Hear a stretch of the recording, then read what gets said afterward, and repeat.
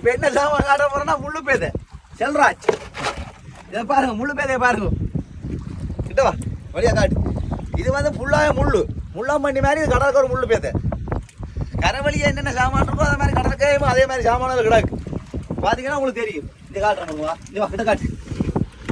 இது வந்து நான் கையாலாம் பிடிச்சி துவக்கலாது. இங்கே பாருங்க எப்படி கடிக்கலாம் பாருங்க. இங்கே பாருங்க. அதை விட இவரை வந்து ஒன்றுக்குமே இவர் சரி வர மாட்டேன்.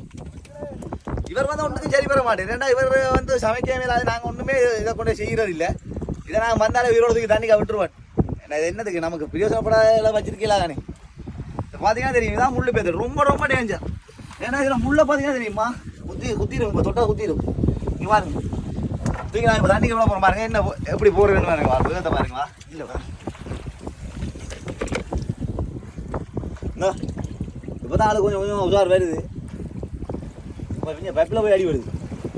இந்தா இப்படியான புது புது இதில் பார்க்கணும்னா நம்ம சேனலை வந்து நீங்கள் சப்ஸ்கிரைப் பண்ணி வைங்க. எல்லாமே உங்களுக்கு வரும். அந்த முளை பெரிய வழியாடு பாருங்க, இவ்வளோ அழகா நீங்கன்னு பாருங்க. நாளைக்கு தண்ணிக்கு போயிடுவேன்.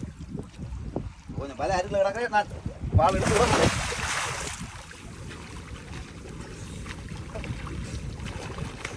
போகுது, அருகில் போகுது.